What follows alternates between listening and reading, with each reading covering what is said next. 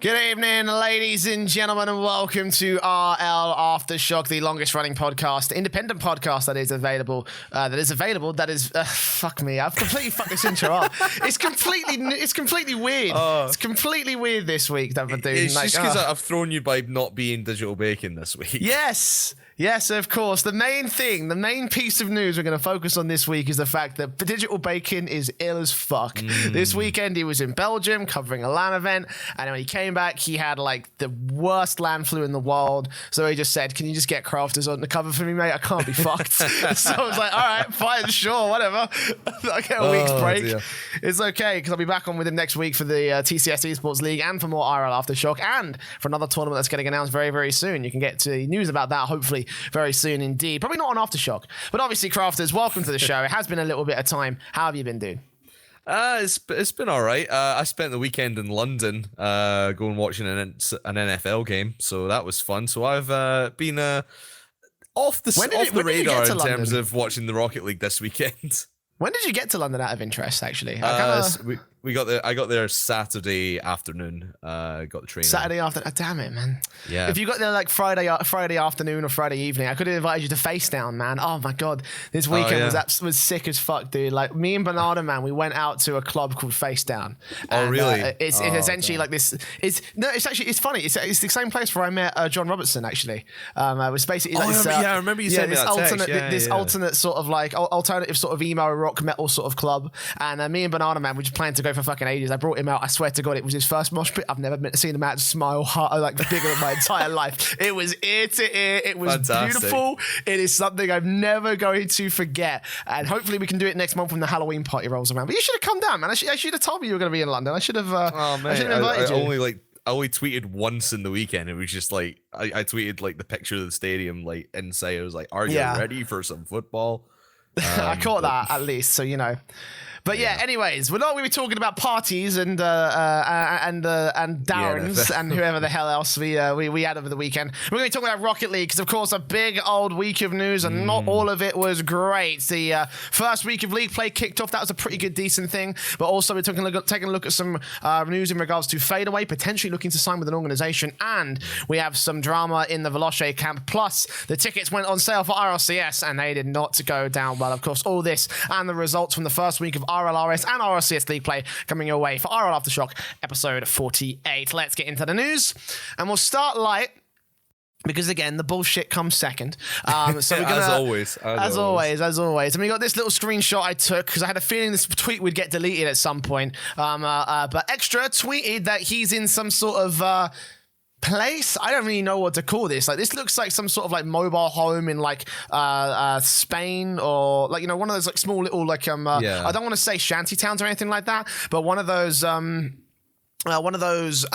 know, like small little estates and sort of like one of those summer homes, like in the likes of like Spain or Malta or something like that. But he tweeted this, Fadeaway retweeted it. Tigray came back with some emojis, which is like a pen on paper, handshake, and eyes. Essentially, the implication here is that Fadeaway are going to be signed to an organization. Yeah, it does seem that way, but we've always been baited out by these tweets and that. You can never really know exactly what's going on, but with Fadeaway in the Rival Series, I think it's no surprise that I think if they are going to get picked up, it's no surprise that it's happening at this stage, because I think for me, they were one of the standouts from the play-ins, and of course they got, they've not actually played yet in Rival Series. Their first games are coming up this week. So I think they're going to be one of the dominant teams in Rival Series this week, so or this year I should say. So I'm not surprised if they are getting picked up that it's happening now. Yeah, I mean, any organization that has sort of the foresight to take a look at this, but like this is actually a really legit team, even in spite of the criticisms that a lot of us have sort of raised, myself included. You know, I was saying this team is not going to do anything, and how big a piece of humble pie do I have to eat and shove down my throat? Just like, yeah, I'm gonna have to fucking take that like a champ. Honestly, do you know what? It is kind of cool to see a team that's formed up so quickly and immediately looking to join an organization. organization, actually. Like, it is sort of like a change of pace, because in recent, like the past year or so, we've been seeing so many orgs leave the scene. You know, like some of the biggest organizations like Secret and Fnatic have been going. We lost PSG just a couple months ago, and it was just like, how many of these guys are we going to fucking lose? You know, like so many big orgs and so many big sort of in the scene players that are going to go. So it is a nice breath of fresh air to see who are we going to say, who are we going to who are we going to see signed, not only to speculate that, and also to see a great team that has also seen the prospects of being signed actually getting picked up. The question now remains, who is going to be doing the signing? And I've got a couple rumors behind the scenes. Have you heard anything, Crafters? I personally have not, but it'll be like, tell me, spill the beans, Jay. That's what we're here for. Spill the beans. Well, the key thing that's been rolling around is actually E United.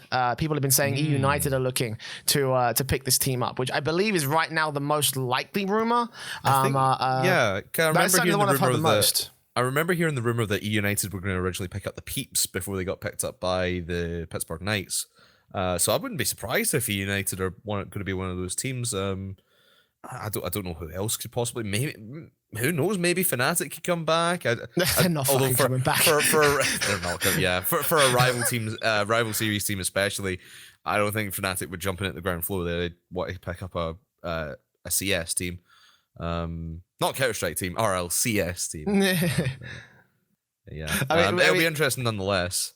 I mean, they can pick up both, you know, that way they can have at least a bit of presence in both games. That way I can be like talking about E United left, right, and fucking centre. Do they even have... I remember saying to you, I think it was at Insomnia, you were casting both the Rocket League and the Counter-Strike, and I said, Jay, are you casting the RLCS this weekend? I said, fuck you. I still remember that. That was bullshit.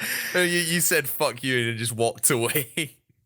Anyways, but yeah, E United seems like the most likely sort of thing. That is the most, the biggest thing that I heard. There was also rumors that before even any of this, I heard rumors that Nordavind were going to pick him up, but I know that to be a fact. That now I know that there's probably that's a fact that's going to be completely wrong, based on some of the things surrounding contracts and various different things that I know behind the scenes. I'm not going to reveal too much about that, but that was the other big thing that I heard. That is probably not. That's definitely not going to happen. I can almost confirm it. So yeah, I mean, I think regardless of who's going to be picking them up, it is cool to see Fadeaway, you know, having the immediate success that they've had again. It kind of like it inspires a lot of, I think, teams to reach for the stars, you know. Absolutely, and the trend of teams starting to get picked up. Obviously, in America, you've got the Peeps just got picked up by Pittsburgh. Luckily, not Embers, because I heard that may have been a thing. Thank God that's out of the window. Who else? Someone else got picked up in America as well. It was it Plot Twist got picked up? I don't know. I don't follow the fucking American scene, dude. But yeah, it is good. Yeah. Plot Twist got picked up by Chaos Esports. Oh yeah, Chaos, of course. They used to be called Digital Chaos. They're actually pretty successful in Dota. So I mean, already this is like a really good fucking sign for the scene. Again, seeing more interest from newer organizations trying to fucking, you know, pick up the pace in Rocket League. Again, it's just positive, I'd say, at this stage, you know? Yeah, and with the hype surrounding some of the teams coming into rival series and especially into the RLCS as well, I think that there's a lot of momentum starting to build, like we say, for organizations, for these players, and the esport as a whole. I think maybe the end of 2019 might be our time to shine. We've said this a lot of different times over the course of history, Crafters. I'm getting like a reaction. It's like, I've said this before somewhere. Someone clip this, and then when inevitably 2019 or the end of 2019, the beginning of 2020 just goes to shit, just post it everywhere. It'll be fine. Don't worry. Year from now, I'll be back on this podcast saying the same thing about the end of 2020. Right, but yes, that's the Fadeaway news. We're going to move on and talk about complexity in Space Station, because there was a little bit of a game update coming up. Most of it is not really of interest to this podcast. It's about some other different features about Rocket League. They've got the Haunted Hallows, the Halloween season sort of update. A couple of added features like color boost meters, quick play buttons, a new news panel feature that's about apparently a refresh button. But most importantly, 2 new items being added to the Esports shop, complexity Complexity and Spacestation Gaming are now known as RLCS teams. Therefore, they now have signed on to the Rocket League Esports items shop. It is a minor little news point. This did come through like yesterday or so. I did want to talk about it because obviously it's cool again to have a bit of good news before we get into the really bad shit. But again, it's nice to see that obviously Psyonix is starting to support even the teams that start to make their way up. Because if these two teams got in and they didn't have any sort of dealing to get any revenue share or in-game items in the RLCS, then I think that probably would have turned off a lot of other outside investors. Yeah, and as we were talking about with the organizations coming into RL Esports now, I think that obviously the esports shop launching last season is a bit of a kickstart for saying, hey, organizations, you can make a lot of money off of this because people will buy the esports items. And like you go about seeing in ranked, people still wearing like the NRG ones, old Dignitas stuff. The people do buy them and people do use them. So of course that is an incentive for the organization to get involved and get their brand out there. But for me, there's still not enough. You still need all the esports teams, whether they have an organization or not, in my opinion, to get those esports items and have representation in the game.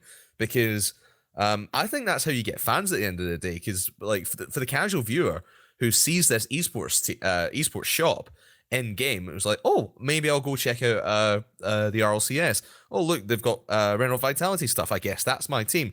But they won't see, say, Reciprocity. I never know how to say that. Why the fuck does nobody know how to say this name? Bacon's fucked it up for weeks. Now you're fucking up.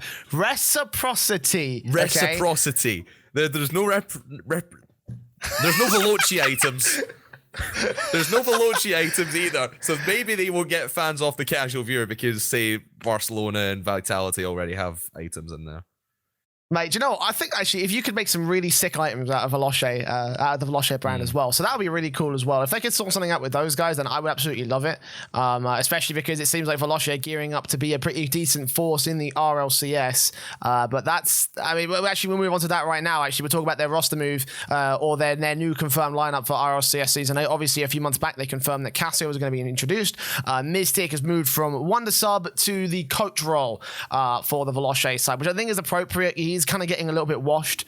He has been a little bit out of it in his last couple of runs and his last couple of opportunities. So it's it makes sense, to be honest. And again, it is sort of like the transition that we've been seeing over the last year or so of the old guards sort of moving on and moving out into much more senior roles in the Rocket League space. Yeah, and with a name like Miztik, who's been there and almost done it all, I think he got to 1, maybe 2 RLCS grand finals. I can't remember the exact. I know he's been in one when he was playing with Market at the time. So like you said, having like the experience of Miztik on that side is going to do wonders for that team, and it is good to see this sort of transition towards having teams with coaches. And of course, we saw it in Montreal, DreamHack Montreal, with the coaches standing behind the players. I remember listening to Sapar's podcast, and they had Gregan on a couple weeks ago. And he was talking about how much it made a difference, even to Vitality, to have Gregan standing there. Even if something went wrong, I think K-Dub, they said he scored an own goal at one point. It's good to have that reassuring hand on your shoulder saying, hey, don't worry about it, just move on, let's get going. And talking between the games. So moving to coaches for Miztik, yes, it's, for me personally, it's sad to see because he's a lovely guy and obviously a Scottishman at heart as well. But moving into a coaching role, I think is ideal for him. Yeah, he is sort of like at that age, like where, especially for Rocket League players, you're now starting to move past the prime age of the scene where you've got, fucking 16-year-olds now competing at the top level of RLCS, and it's like, this guy's 23. He's older than me, for Christ's sake. It's like, okay, that's some... you're pretty past your prime now at this stage for Rocket League. It's funny too because like I talk about that feels like so wrong for me to say because we've got players that are in their late 20s, early 30s in Counter-Strike, and I don't know what that says about the current state of Rocket League and if it's just progressing really fast in terms of the meta or what else. But for Miztik again, in terms of his own individual sort of standing in the Rocket League scene, he was pretty gone from it. He's got a little bit of experience as well, as you say, up on those stages. He's competed in DreamHack finals and RLCS finals. Been part of some of the best and worst teams and best and worst organizations in the scene, obviously. So, but someone said that for in the chat earlier for maybe that's who's picking up. Oh God, Fadeaway. mates. It was If that's the Trox, to be case, fair. It was Trox. To be fair, Trox is memeing. Trox is memeing. It's I know fine. he's memeing. It's fine. Don't say that. It gives me like Vietnam style flashbacks. It's like, oh, no. It's just like no. It would be great. No, but seriously. So yeah, let's move on then. Obviously, there's not really much else we can say about that other than, of course, congratulations, Miztik, for your new appointment. We hope you do well. And we talk about some of the lesser parts of the Veloce move. Obviously, for those of you who may be caught unawares, a few months ago they announced Cassio being the guy who's replacing Nielskoek on this team. I should also add, by the way, this is the part where we get into the real bullshit, right? Like. Yeah. This is so reminiscent of Triple Trouble that I fucking I'm so tilted that players just don't learn basic lessons. Like I said this back to the Triple Trouble incident, like you're going to come out of this looking completely unprofessional, and everybody who chimed in on this looks unprofessional. So let's talk about this a little bit. Nielskoek put out a tweet longer in fact, talking about the move. The move between the move from him out of Veloce and Cassio coming in, and talked a lot about the situation at the time, and talking about the circumstances around everything. Just to paraphrase a couple of bits from his tweet longer, when TT disbanded, I got texted by Freaky that Cassio was going to replace me. In all the months, I never got any messages from neither my teammates or my manager that my spot on the team was under pressure because of how I played. I mean. In fairness to me, like you should never assume that your spot is completely safe. Like never in a million years, unless you're roster locked. Like never ever do that, especially in an off season where Veloce would be a team looking to try and move forward. Confronted my teammates with this.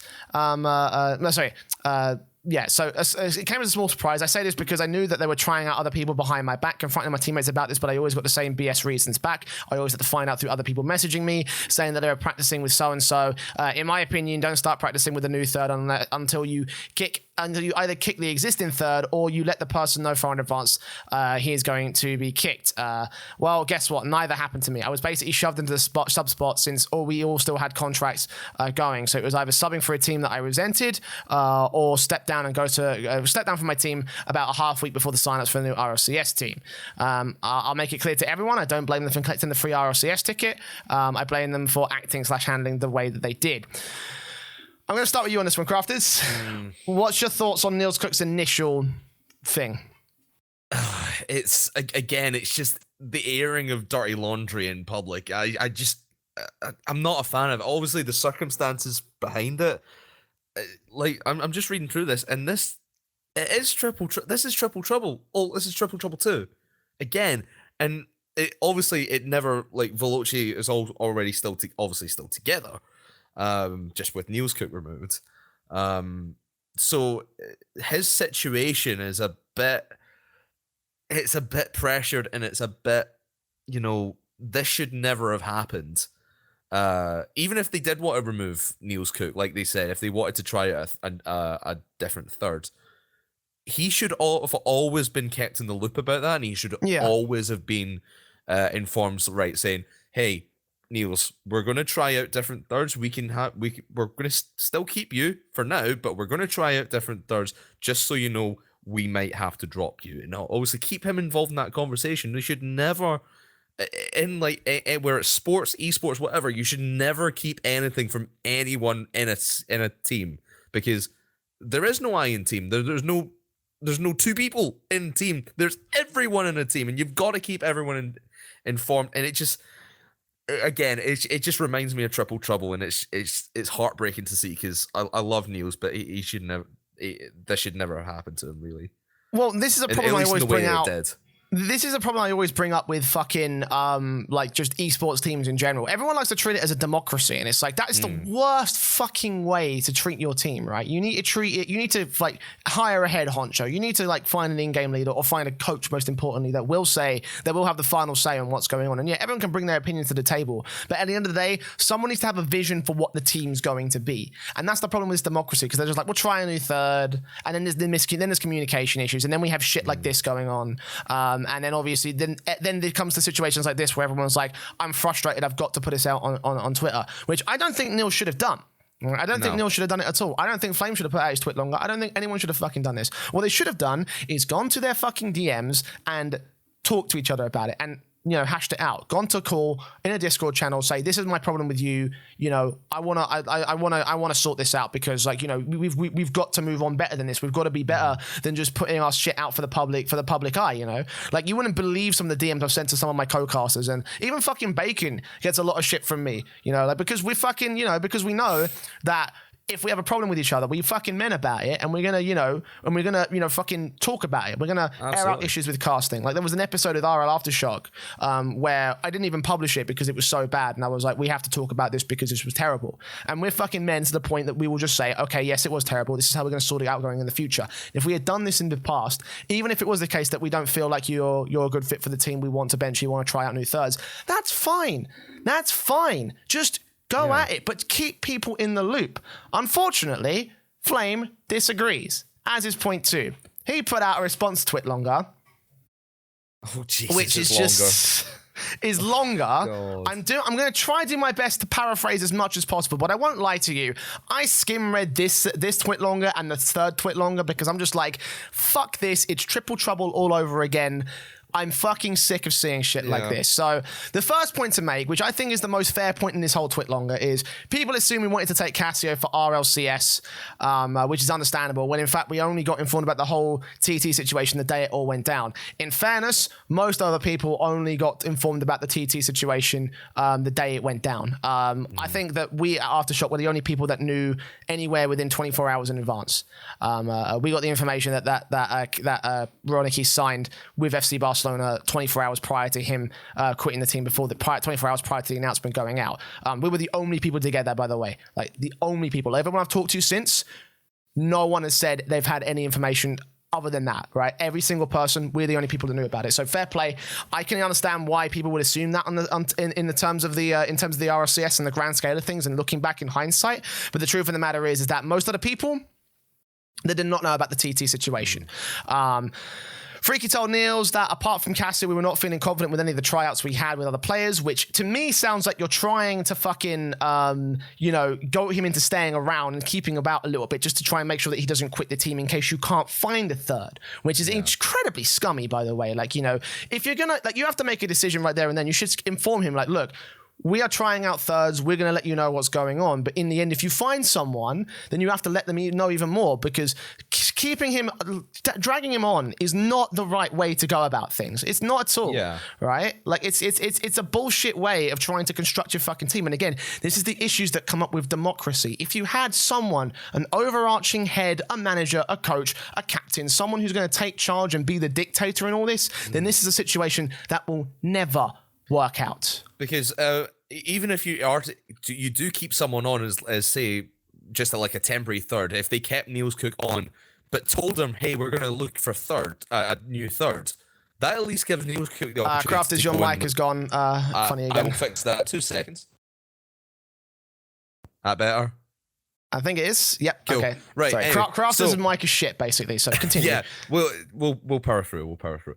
Anyway, so my point here is that even if Nielskoek is informed that the Veloce are looking for a new third, it at least gives Nielskoek the opportunity to go out and look for a new team himself. That sets both Veloce up to go for the right search, and obviously they brought Cassio in, and it also sets up Nielskoek for his future as well, because he can go out and look for a new team, and so he's not stuck in muddy water.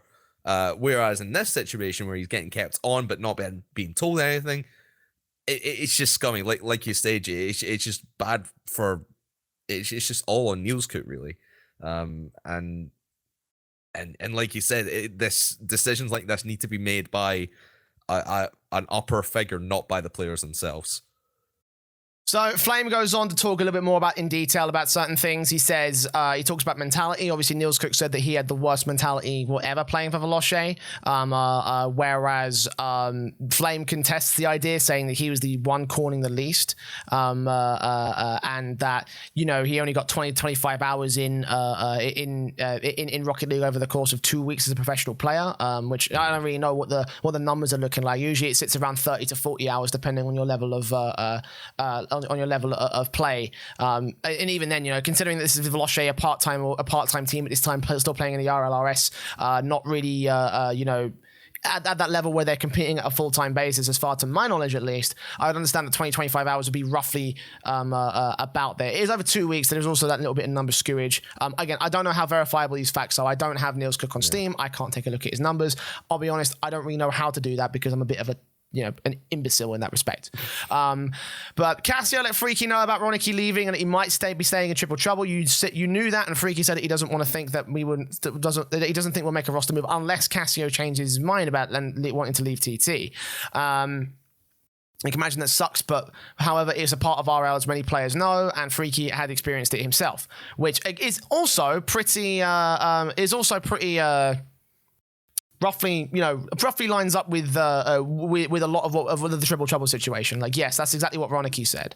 That it is a part of RL. The difference is that this is an organized and contracted team. So we've got a completely different situation on our hands. And again, this is the reason why we need to have an overarching figurehead, because these contracts also need to be taken into account before you start moving people and moving pieces about.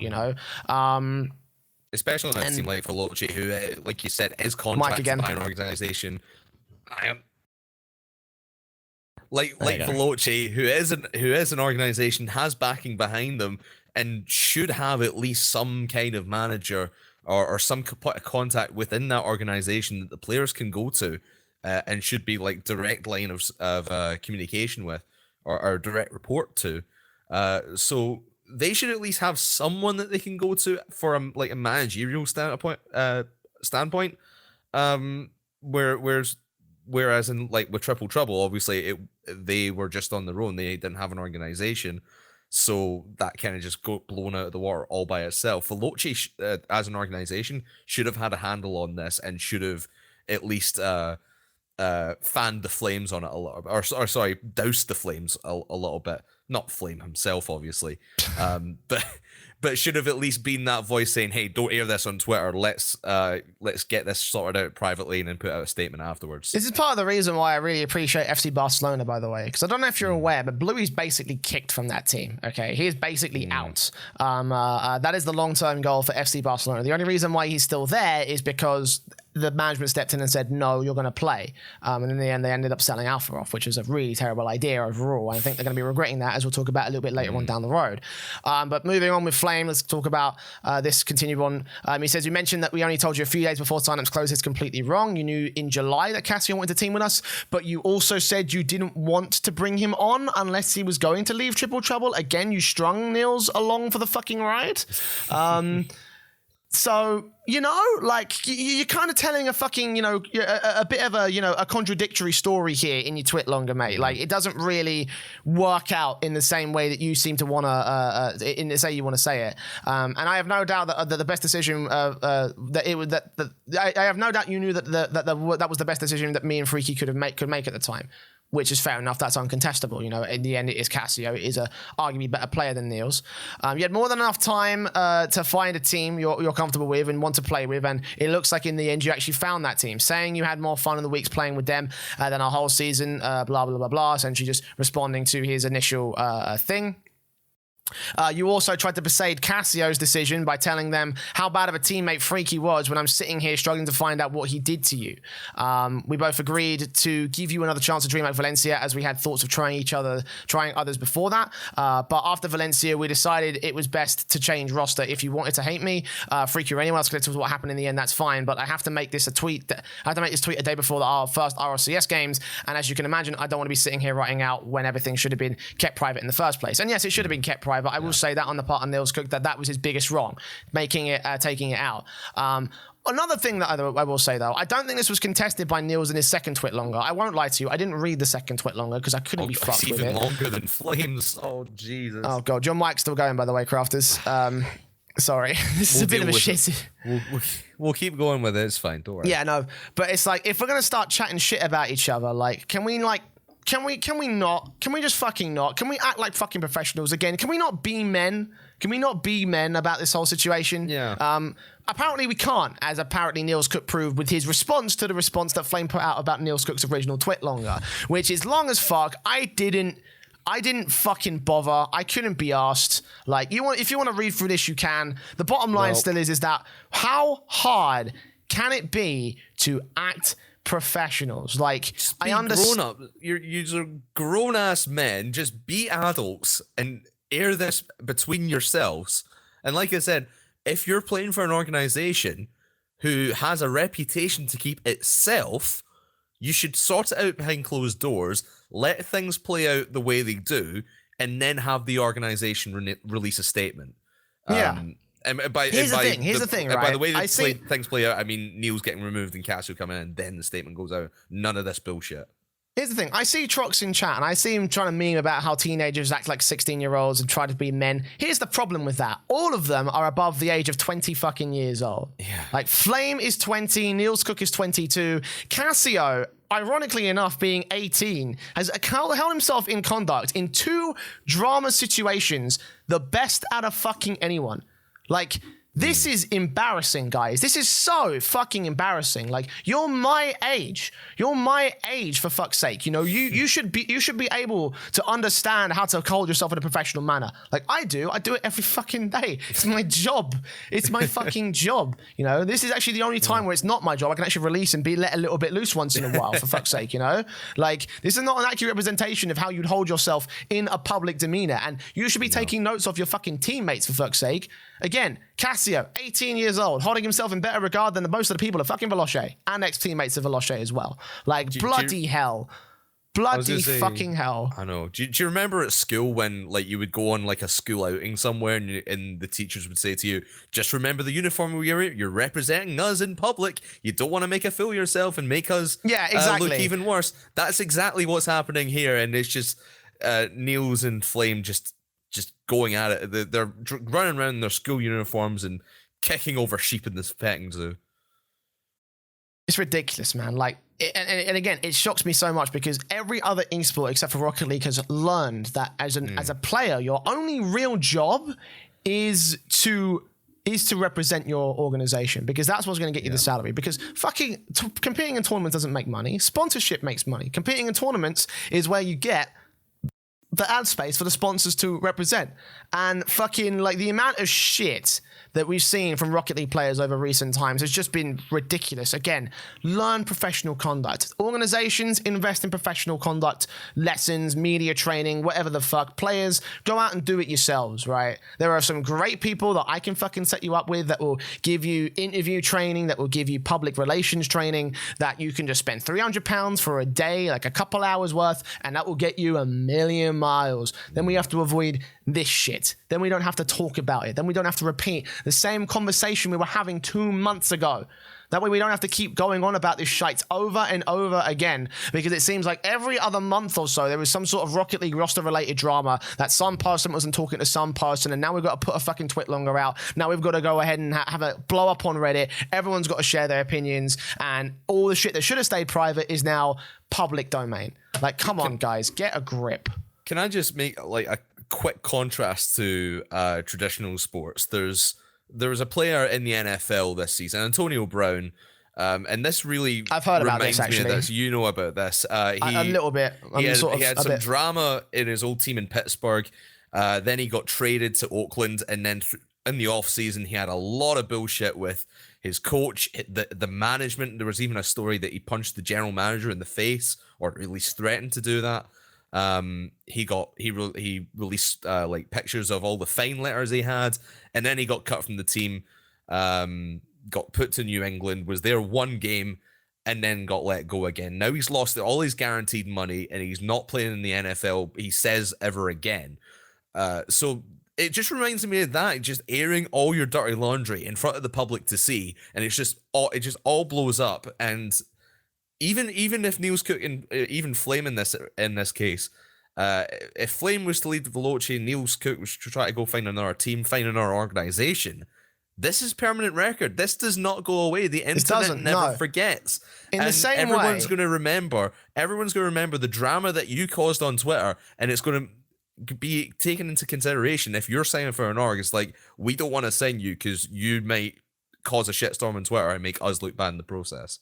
In the same way that people, I know for a fact, organizations were very wary about signing Tadpole after the fact of after the issue with Triple Trouble. I know that people were going to be wary about these two now. Like Flame and Nielskoek, you have handicapped yourselves, right? Just because you decided not to settle it in DMs, that should be your first port of call. If it doesn't work in DMs, then take it to the public forum. If there is something that you need to expose someone for, like unpaid prize money or unpaid salaries, or someone being incredibly egregious about something that is in the public interest, then you should air it then. Unless this, if it's private team matters, roster moves and roster drama, keep it to yourselves, guys. Just keep it to yourselves. Let us, the journalists, try and uncover that shit for you, and we'll make sure that you don't get caught in the crossfire when we say, hey, these guys are making a roster move, okay?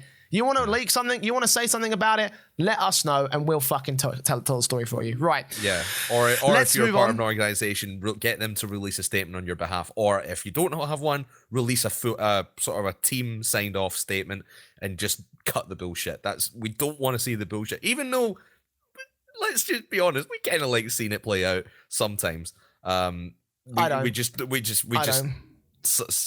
know some people do. I personally don't. Some people do. But yeah, keep it behind closed doors, lads. That's all I say. Let's move on and talk about the other piece of bullshit this week. RLCS tickets went on sale. Of course, the big headline. Grab your tickets for the Season 8 Rocket League World Championship. And this is going to be the rage game for today, because whilst the Veloce drama it pisses me off to a certain extent, this is one bit that affected me personally, because I really wanted to go to Madrid. And I'll start off actually by at least a little bit of a caveat. I want to thank the subpar community, and in particular, I would like to go on public record and thank the Buell, who managed to sort me out with some secondhand tickets that were going on forfeit because of this drama.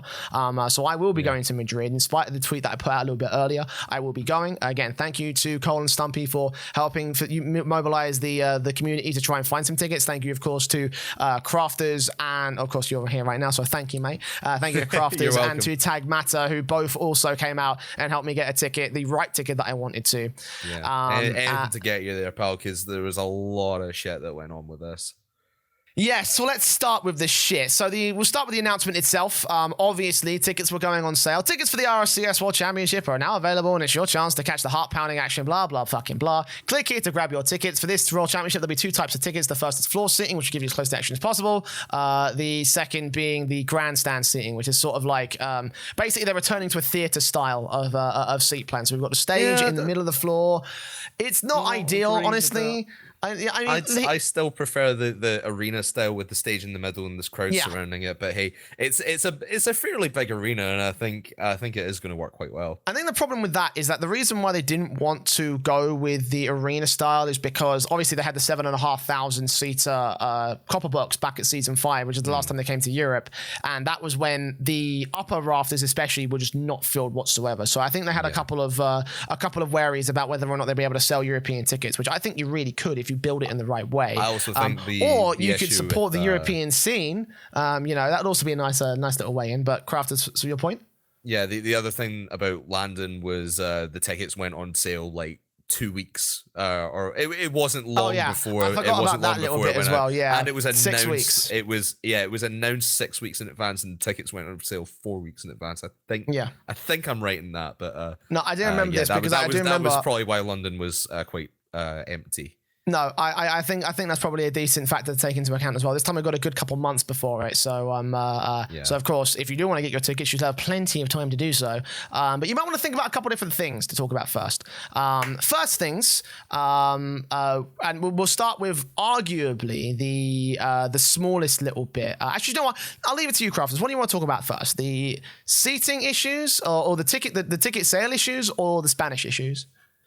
Let's go with the floor plan, because I know everyone in Subpar was we were trying to plan. I say I was on a train going to London at the time, so I was watching all of this from afar.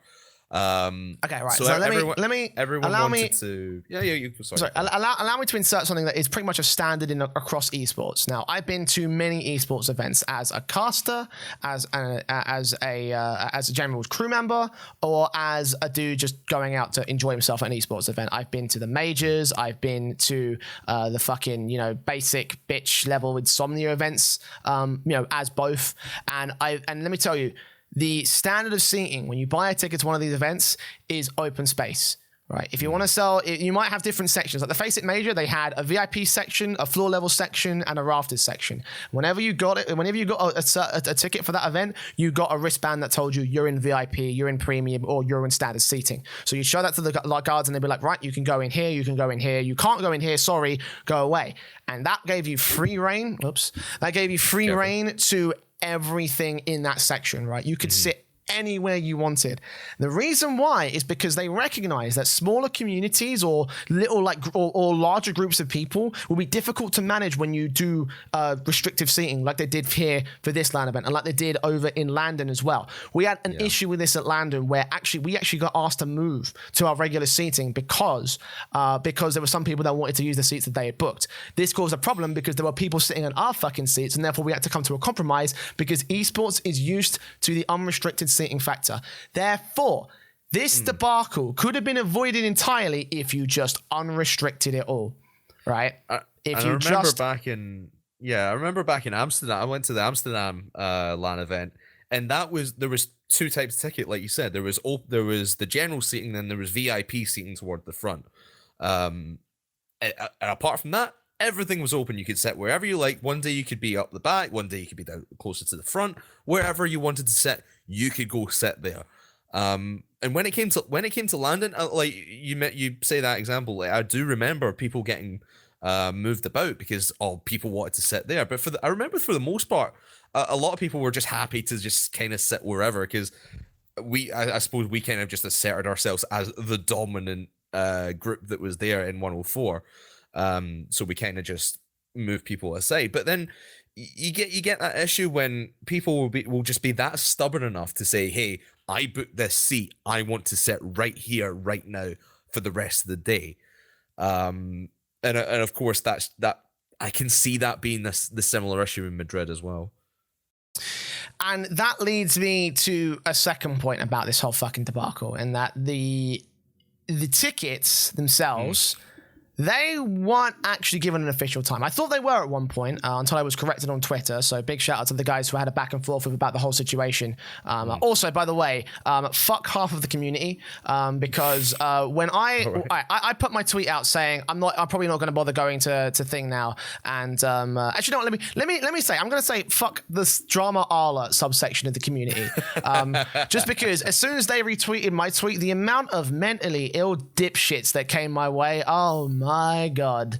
Oh my god. The level of people that were just like, suck it up. Then meanwhile, I see them retweeting everything that's positive about RL Esports, like they haven't got a fucking brain to think for themselves. Let me get that tweet. I just want to see this bullshit. But basically, I tweeted saying, look, right, I probably won't end up going to Madrid now because I haven't got a ticket. Obviously, that ended up going completely different. That ended up going a completely different route, obviously, with people facilitating my tickets. And people just don't get the point of the reason why this is an issue, right? The reason why I didn't want to go, the reason why I didn't want to buy a ticket for the rafters is because I want to go to Madrid to chill with my friends. I'm going to be staying in the same Airbnb as my friends. I'm going to be enjoying drinks with my friends, and that means I want to enjoy the Rocket League with my friends. For me, it's a fucking massive commitment in terms of money to go to an event, not as a caster, right? That is the reason why I was pissed when I didn't get my chance to get my tickets. The reason why I didn't get the chance to get my tickets was because the announcement that tickets had gone live went out on Twitter and went out to public 6 hours after they went up. And I'm sorry, guys, I'm busy. I'm making money. I'm casting. I'm doing a fucking job, right? And that keeps me incredibly busy. If you've ever done casting, you'll know you have to keep focus for the entire broadcast. And I'm a Counter-Strike caster. That's 6 hours of constant focus, constant, brain work, and very little opportunity to multitask at all, right? Brain work, talk work, everything, right? If you've ever done it, you'll understand what I'm talking about because I'm really articulate with this shit. Like, it is a lot harder than it seems to be. And as a result, I missed out on this. I missed out on it, and when it came through, I realized all the floor seats had sold out.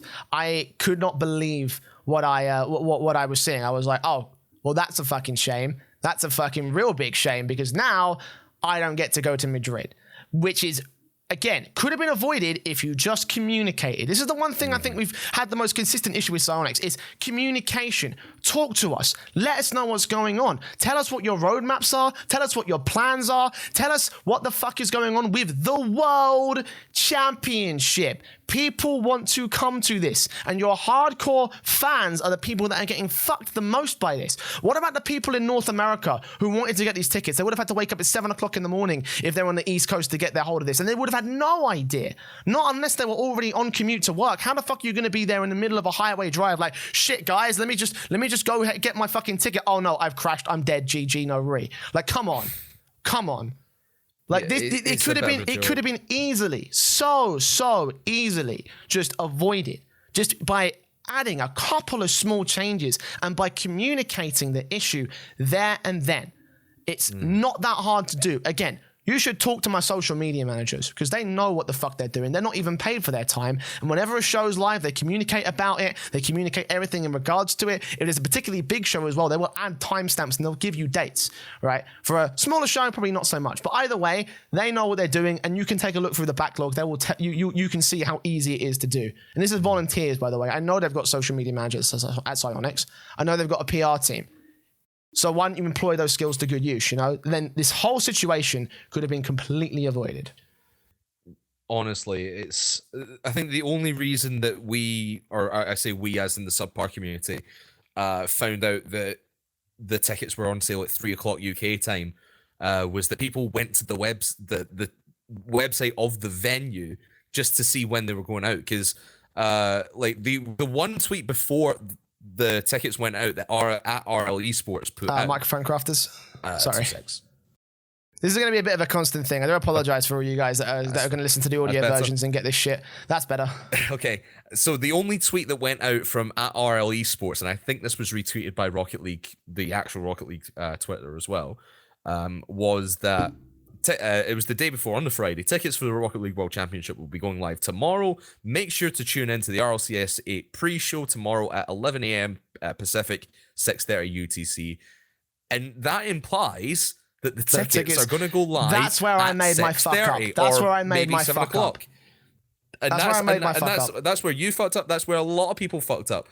But the only reason that we found out it was 3 o'clock is because we went to the website of the venue and found that out for ourselves, because we didn't want to miss it. I think people were looking for floor plans as well, and we couldn't find the actual one that they were going to use because we were thinking it was going to be the arena style again, and everyone coordinated saying, right, we're going to go for block 8, I think it was. Turns out that wasn't the case, so we had to rush and go section C. I was even watching that, and I was like, looking at people in the Discord, I had to tweet out from at RL Chance because that had been coordinated, and it's saying, hey, we're going for section C now, go.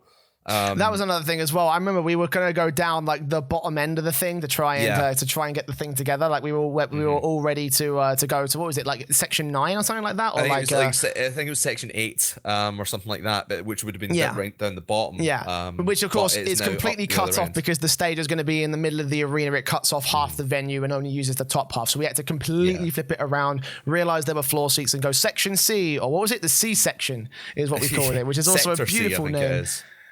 I like the C section. It's really fucking cool. Oh, Jesus.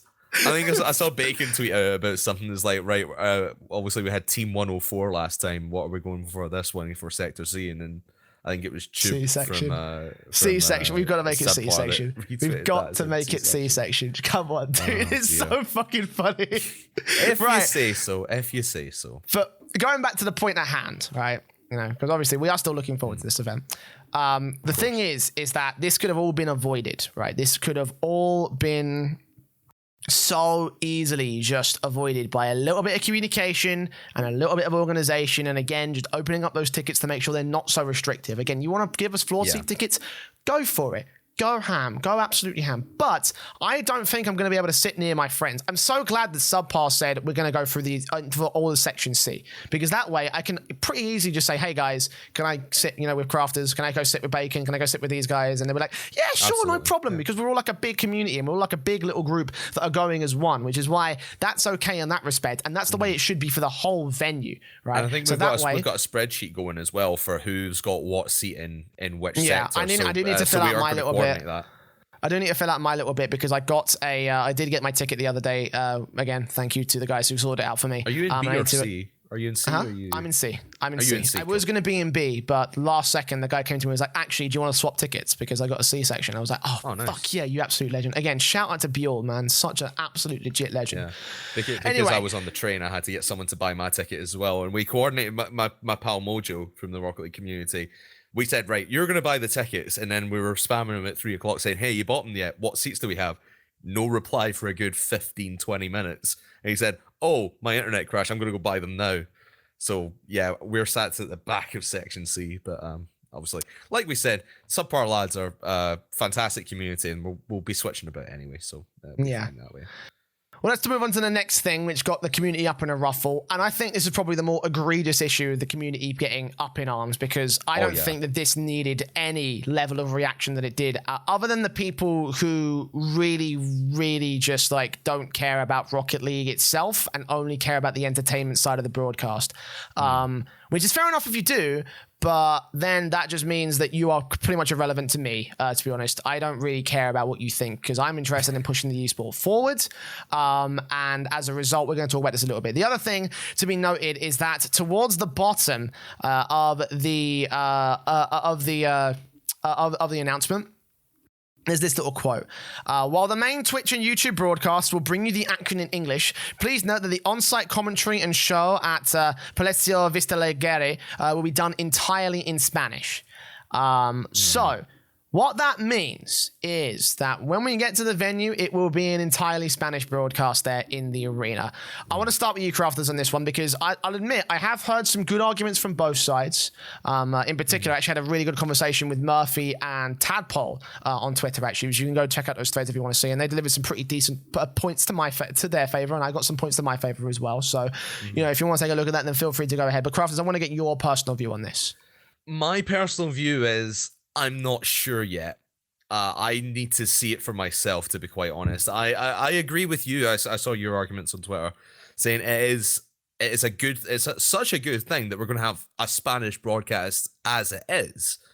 But for the vast majority of people who I know are going to be going, obviously you're going to have quite a lot of Spaniards going because it's an event in Spain. But you're going to have people traveling from abroad, and I think it's more a comfortability thing. Comfortability, is that a word? It is now. It's more a comfort thing, knowing that you're going, or you will be hearing, the voices that you're used to hearing, a la Wavepunk, Leaf, James Bott, etc. You know that voice, and you know that's going to be taking you through. Whereas people who don't know who the Spanish casters are, it's going to be a weird experience for them because it's not something that they're used to. And obviously we've speculated about, obviously before the LAN was announced, that if it was going to go to France, there's actually laws there that have to say that the in-site commentary has to be in French. So people were like, oh, what if it goes there? It'd be great for the Rocket Baguette guys. But yeah, I'm not sure. I'm going to have to wait till I get there and see how it is. But I'm personally excited because obviously it's bringing Spanish casters in and giving them an opportunity to show off what they can do. But on the flip side of that, let's be honest here, for the vast majority of people who are going, they're probably not going to be Spanish speakers. So it is going to be a weird experience for them. But for me, I'll make my judgment when I get there. So the way that I see it, is that this is a big thing for Rocket League, because this is something that people have been asking for ages, which is why it baffles me that the general community response to this in particular was that of backlash. Because what's the one thing we've asked for is a European focus, a bit of an opportunity for European casters to come through, not just English-speaking European casters, but also the Spanish guys, the Portuguese guys, the French guys of Rocket Baguette, fucking even if you want to stretch out so far as to cover a really niche market, the Russians as well. We've actually got Russian casters. I've spoken to them. They're pretty legit.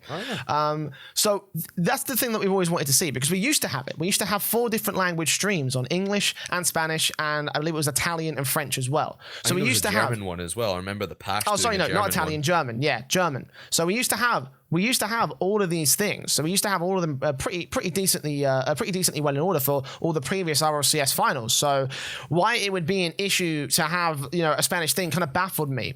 But the problem that I find in that the general Rocket League scene is that it is so short-sighted from the majority of people complaining. And I understand why they're complaining, because a lot of these people booked their flights, they were ready to get their tickets, and then they found at the last second that it was going to be in Spanish. It was going to be in Spanish on the commentary box, which I will say for you right now, that's not going to matter. You won't hear the Spanish commentators over us. I mean, we didn't. We were in the copper box, and we didn't hear Shogun shout, "This is Rocket League." We only found that out the next day.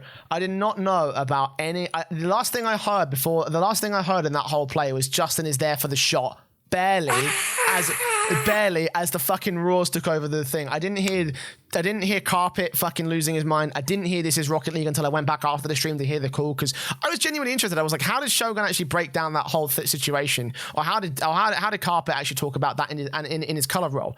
And I was curious just from a caster's perspective, and I did not know about this until way after the fact, like a good week or so later when I went back to watch the VODs and relive the memories. So trust me, you don't hear them. And if you're worried about like the analysts desk being in English and saying, oh, I won't understand what they're saying in terms of break, don't give me that bullshit. You know that you're getting up to go for a piss or going for a drink during the analyst section, because that's what 80% of the audience do. That's what I do. And I'm a fucking hardcore analyst of Rocket League. Literally, it's my job to do this. So it would be in my best interest to sit there and listen to the analyst desk. But I still do this when I'm at the venue. I still do this at the fucking Worlds. And the prospect that people are getting this up and out of it is really baffling to me, because remember, you're also traveling to a different country that does not speak native English. Like, did you not expect this to be something of its own accord? Imagine if we did this in China, or we did this in Korea, or we did this in Russia. These are 3 countries that typically have a lot of different esports events in Counter-Strike, in Dota 2, in League of Legends. And let me tell you that all of them have Chinese in the arena, or Korean in the arena, or Russian in the arena. And we're going down a route in esports as a whole where that's going to become the normality, right? That's going to become the norm when you go to whatever country it is, when the RLCS goes in about 5 years' time, pretend when RLCS goes to the Italian RLCS World Championship, for example. It's going to become a normality for people to be speaking Italian in the arena. That is how it's going to go. That's how it's always been for mainstream sports as well. And Rocket League, as well as all the other esports, are going down that road as well. Because again, the main reason why you put on an arena broadcast is to bring the product to the market that arena is based in, and that would be the Spanish market. Therefore, you're leaving out a core of their audience, unless you are in some sort of world championship stage. Like, there are a couple of exceptions where I feel like it can be acceptable in some cases where the English language being taught is relatively competent. Like, I know that Cologne do it for ESL 1 Cologne. They do the English stream in Germany, and they do the same thing for IEM Katowice, where they have a pretty decent sort of basis for English out there as well. Like, those are some exceptions where they build those to be the most hardcore levels of Counter-Strike tournaments. And that's fair play, because those are like considered the de facto world championships outside of the majors. Rocket League is nowhere near the size of goddamn fucking Counter-Strike. Nowhere near that. Therefore, the idea of bringing a foreign language broadcast to an arena in a foreign language country is a brilliant idea for the scene, because it puts Rocket League on the map for loads of people that otherwise would not be interested whatsoever. I think one of the arguments, especially in the subpar and like the kind of what people who want to joke about, is that there's for the people who don't speak Spanish, there's not going to be a lot of broadcaster crowd interaction. Like for example, back in London, we had Gibbs's guessing as a chant because he would just make a pick. And then I think as well, I remember just one example of James saying, "Oh, you can hear the crowd on Champions Field. They love this announcer," and they're like, "Hey!" So there's not going to be a lot of that, at least between the English speakers and the Spanish broadcast. But I do agree that this seems to be the way it's going, unless you're going to have like a big world championship like ESL One Cologne or like Katowice. It's not. It's going to become the norm. Like you said, I don't think we're going to have a lot of this going forward. And apart from countries who regard English as like a second official language, yeah. For example, the Netherlands. The Netherlands would probably have an English broadcast in-house because they mostly speak English anyway. So I do agree with what you're saying, but I think from a crowd perspective, being there who don't speak English, it's going to take something away. I think it's going to take something away, at least from the broadcaster crowd interaction side of things. Well, then let's come to a compromise then. Let's try work on expanding the Rocket League scene to the point where we can create events at a decently high global level that will broadcast in, the native languages of those countries. So, for example, we have a DreamHack Pro circuit where every country it goes to, it does an in-house language stream or an in-arena stream for that, while also doing the various different other whilst they're doing the various different other languages, but put that specific language in that arena. So, for example, DreamHack Valencia will be done in Spanish and Leipzig will be done in German, for example, That way, we come to an ultimate compromise. And then the World Championship, therefore, has to be English by default because it is the biggest language, it is the biggest event of the year. Rocket League is not in a position to justify doing that because we've had 8 LAN events this fucking year on a world championship scale, and none of them have had any fucking, any fucking issue. None of them have any. Sorry, what am I trying to fucking say here? We've had 8 LAN events this year. They didn't have any alternative language. Yeah, and they didn't have any alternative. They didn't have any alternative because we just haven't got the size for it. Okay, so how about this? We localize and create a global scene now, and later, in a few years' time, you can enjoy all the English you want whenever you go to the RLCS World Championship. That, to me, sounds like the ultimate compromise. And again, it comes on Psyonix's head to deal with that and try and sort it out. But I do want to wrap this up because we are running short on time. We do have to move into our tournament roundup, of course. So is there any final things you want to say here? Just a quick correction. There's the Rocket Baguette guys. They do a fantastic job in the French side of things. They do a fantastic job. Pretty much every major tournament, RLCS, DreamHack, what have you, they do a fantastic French broadcast. And even if you don't speak French, I've tuned into a couple before and they're thoroughly entertaining. So I imagine the Spanish one's going to be good as well. I don't really know many of the Spanish casters, but one thing I'm looking forward to is after every goal is the entire crowd try to shout goal for as long as possible because that is certainly going to be a my thing. God, mate, we're gonna have so much fun. We're gonna have so much fun at that event. So in spite of the language barrier, there's gonna be a fucking hype event. So if you're still on the fence about it, I recommend you bite the bullet if you can justify the flight costs and the ticket cost. Right, definitely. Especially if you can get down to the floor with us. If you can get to Section C, you're going to have a fucking bout ball over time. Right, that's going to do it for the news. We've seen a bit of bullshit, a little bit of positivity, and now we move on to the main brunt of the week. Because yes, this past weekend, it was the start of the RLCS and RLRS for Season 8. And we found the first week of matches, the B stream in the terms of the RLRS. And of course, the mainstream in terms of the RLCS, where we got to see most of the good teams playing over in that one. A couple of different matches for the RLRS. We'll start with those guys, obviously. A couple of small little bits and pieces to talk about. So we'll just go through the 3 matches that we had on Rival Esports over on, I believe it was Friday? It was Saturday. For, the because that would be right, because I went out on the on Friday the 4th. So there you go. That would make sense. These are the results from that particular match day. The Team Echo Zulu side went up against the Baguette Squad in our opening match and lost out, completely swept out of the server. Baguette Squad went on to go 2-0 for the day, beating out Vertex at 3-1. And then the Discombobulators took on ARG and surprise beat them at 3-1 all the same. And that was actually a pretty confident affair as well from them, a 4-0 scoreline at one particular point. So that leaves your regular season standings at this stage in the tournament's progression at the Baguette squad being up 2-0 on the top of the table. Discombobulated behind them at only 1-0. Fadeaway, Flaunt Resort, Method, Perpetuous Canyons, and Underwater squad yet to get any series on the board, so fair play. But ARG, Vertex, and Echo Zulu all losing one series apiece. Therefore, they are down at 0-1, with Echo Zulu actually at -3 on the game difference versus -2 for Vertex and ARG. So let's talk about Echo Zulu. Christ, these guys had a fucking hard time. A really, really hard time in their matchup, Crafters. Yeah, I was speaking to RLCS yesterday, who was actually on the broadcast for that game. He was telling me that it was actually quite a close series, despite the 3-0 sweep. Or there were close games. It was 2-0, 3-1, 2-1.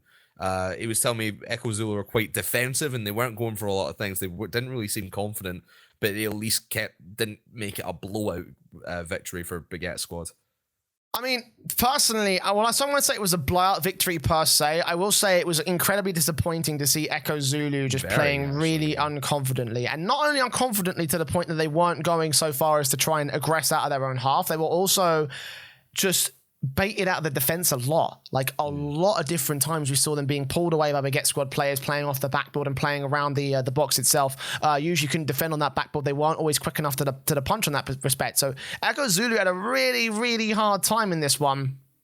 And again, it comes out to that question of, was that Leipzig performance a flash in the pan? Are they really a team that can still contest at the RLRS level? And technically, Baguette squad, yeah, it was a bit of a tough opponent to go up against first, who also were looking pretty solid in their own respect. But for Echo Zulu, when you've seen the defense being broken down by a squad around about that sort of level, then it starts to get concerning about their hope in the RLRS.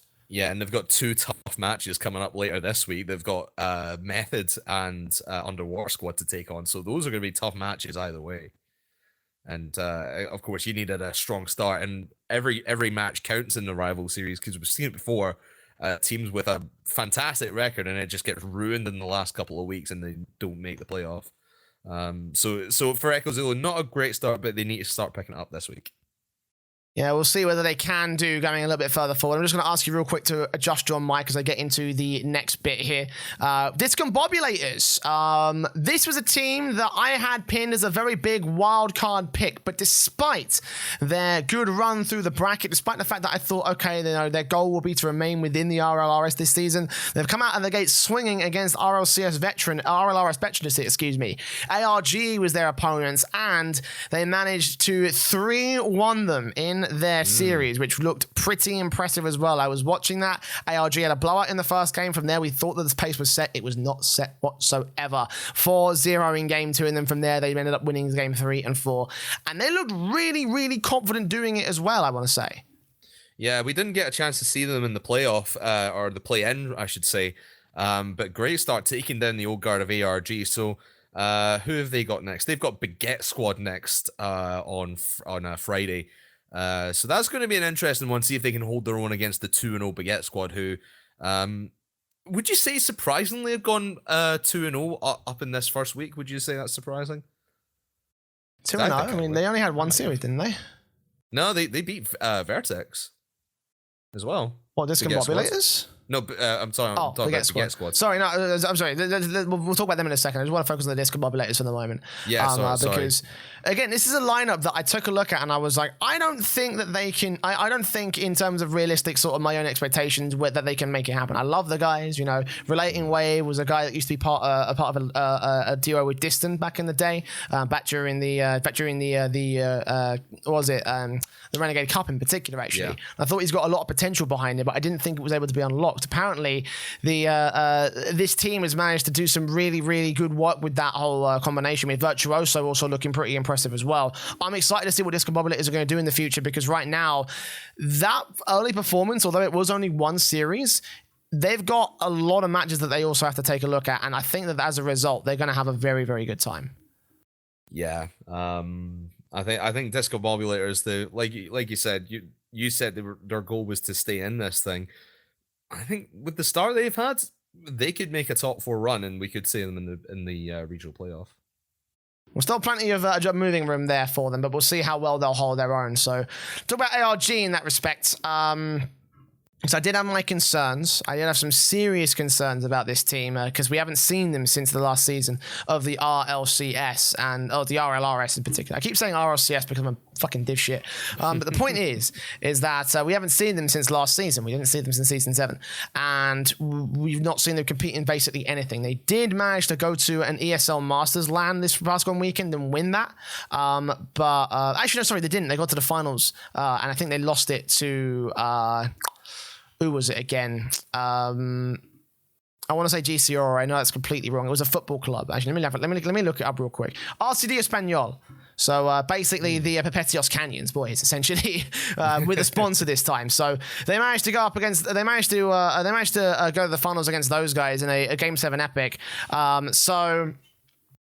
We thought to ourselves, okay, maybe they might have a couple problems in the RLRS based on the fact that they are struggling against these guys. But here's the thing: this match was played prior to the ESL Masters of España, and this is a concerning result already for ARG because not only did they get beat, they got beat pretty fucking confidently. I want to say here, Crafters. Yeah, and for Baguette Squad coming in there, that's. Sorry. We're still talking about Discombobulars. Sorry, I'm no ARG now. We're talking about ARG. We're talking about. Sorry. Oh my god! Fucking hell.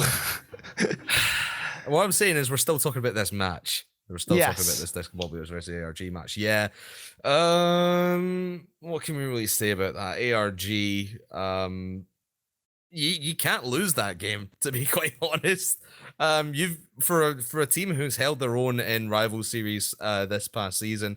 And being one of those teams who are already there, and being pretty much one of the teams to beat, you can't lose to a new team week 1. You just can't. You've got to hold your own. Say, right, we've been here before. We're already here. We're gonna kick your new blood ass, but I don't know what happened. I'll admit, I've not seen any of these games. Can you tell? I was too busy at the weekend. Right. We were pretty busy, so this will be some very dry level of analysis, but I did take a quick look at some of the RLRS matches, and I do have a little bit of insight into some of the RLCS matches, which we will talk about in a moment's time. Before we go there, though, Baguette Squad, we thought to ourselves this is a confident entrance back into the RLRS, and this is exactly what they've done. They've gone in confidently. They are now 6-1 up in terms of the games and 2-0 in the series, an explosive start, and they are looking impressive to say the least. They very confidently beat out the Echo Zulu side. And obviously against Vertex, I think that was probably the most expected result of the week, to be honest. And well, they beat them pretty easily. You know, again 3-0, nice. 3-1. Excuse me, not that bad. Yeah, it's good to see from them and making their valiant return to the rival series. So next up for them, like I said earlier, is Discombobulators. So a 2-0 team against. Say again, sorry. That'll be spicy, I think. That much. That'll be spicy. That's on mainstream as well. So it should be the first game up. So. Friday's going to be an exciting time, I think. Yep, of course, the first official stream for the RLRS goes on this Friday, actually. Let's take a quick look into next week, then talk about some of the matches we got going on. Baguette Squad, obviously, taking on Discombobulators. I think that one will be my highlight matchup. We have UWS, which I believe is an acronym for Underwater Squad. There you go. Okay, sorry, because I'm taking a look at this on Wikipedia. Taking on the Fadeaway side. I'm not going to lie, I think there's probably going to be Fadeaway taking that. Discombobulators in a doubleheader against Vertex, and Echo Zulu against Method for the mainstream matches. Any particular thoughts about those? Yeah, I think Method's going to have a bit of a bye week there against Echo Zulu. Don't forget, you've also got B-Stream stuff as well on that same Friday. You've got Perpetuos Canyons taking on Vertex and Fadeaway taking on Perpetuos Canyons as well. That goes out before the mainstream starts. Then you got the mainstream stuff, and then you got one match after the mainstream on the B-Stream once again, and that's going to be Echo Zulu versus Underwater Squad. And depends. We'll see how Echo Zulu faces off against Method, because I could see them go 3-0 or sorry 0-3 this week. I could see them really. I don't know, man. I think that Echo Zulu might have a bit of a better time against Method, because while I do appreciate that Method are on paper a bit of a better team, I still think that the active level of the squad right there is still a bit awkward, because it kind of revolved a lot around the duo of Rix and Burrito. Like, it revolved a lot around those guys being absolute monsters, and they haven't been monsters lately. The passing plays have been awkward. They haven't been communicating and playing around each other. Their third obviously has to be the main sort of like the third wheel almost. And right now it's feeling like they're three separate individual wheels. And it's just not fucking working at the moment for them, I don't think. I still think that's good. For Echo Zulu, that's still going to be a tough test. For Echo Zulu, it will be tough, I believe, but I don't think it's as tough as many people would initially think. I still think that they actually might have a better time in this one against Method compared to the way that they handle themselves this week against the Baguette squad. But we'll have to see how well that will go. Again, that's all going down on the mainstream, so make sure you get involved and, of course, watch on the Rocket League Twitch channel, excuse me. Although that would be fun, fucking streaming on Twitter. Hey. Thought streaming on Facebook was bad. Wait to get a load of this. Hey. Right. Okay. Oh, boy. Results for the RLCS. It's not coming back. You don't want to worry about it anyway. Nah, man. I fucking miss Gfinity. Come back. Even if you do. Gfinity, please come back. Even if you do fucking stream on Facebook, I will still watch it, boys. Okay, come on. Let's come back to us. Come back to us, man. Please give us jobs. Yeah, that too, right? Okay, let's talk about the RLCS. Of course, first week of league play had 5 epic matches between 5 of the best teams in the scene at the moment, and we'll go through some of those matches right about now. Veloce, a double header as they took on Complexity and Dignitas and managed to beat them both. Complexity fell to them at 3-1, and Dignitas fell them at 3-2 as they got denied the reverse sweep in a pretty epic overtime fashion in game number 4. FC Barcelona lost the reverse sweep to Reciprocity in a very concerning little factor.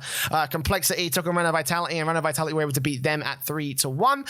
And TSM against Mouse Sports completed the reverse sweep against the Mouse Sports side as they lost momentum in the final series of the day, leaving your standings at the end of week 1 at Veloce at 2-0, Reno Vitality and Reciprocity and TSM all at 1-0, with Reno Vitality beating out Avrec and TSM over 2 games difference, but various of 1 above those guys. And Mouse Sport Dignitas, FC Barcelona down at 0-1 at the moment, all with the same game loss difference of -1, and Complexity at the bottom of the board at -2. So Veloce, it seems like their roster moves and drama may have actually paid off to a certain extent, because they are 2-0 in pretty decent fashion. This is a big start, not only taking on Complexity in the big rivalry of that team also being the team that promoted alongside Veloce, but also taking on the likes of Dignitas and managing to put them in a really bad state very early on. Yeah, but in my opinion, they've taken on Mike. to... Oh, God. This is going to keep becoming a fucking consistent thing. I hope this doesn't fuck up the recording, by the way. We'll see. Anyway, my opinion, I don't think Veloci have taken on that great opponents. I don't think Dignitas is all that. I don't think Dignitas is all that. After the moves that they've made with with Astro coming in now, they're not the same Dignitas who won the World Championship a year and a half ago. They just aren't. So I think Veloci have had a pretty easy week of it. So I think their first real test is going to come against Vitality next week, or later this week, I should say. And I think I'll have to go back and watch the VOD of Veloci's games this week, but I don't think they're going to do well against Vitality, in my opinion. I mean, personally, I think that Dignitas, I don't know why I took a look at the Dignitas logo and thought it was TSM's. But I don't think that Dignitas are actually as bad as they used to be. Obviously, they're not the same World Championship Dynasty team with Turbo and Violent and K-Dop. They're not the same squad that, fucking destroyed everybody. They look a lot better, I think, with Astral Win. Like, they had some teething issues when they brought him in for DreamHack, and when they brought him in for the Beyond the Summit, he's looked a little bit better. And over in Montreal was finally, I think, the time where he's finally fit in. I don't think that makes them a top team, though. I think they've got a long way to go before they get to that point. Against Veloce, though, I still think they were pretty solid, and they almost completed that reverse sweep, again with an overtime that just barely got beaten out at 3 minutes and 49 on that clock.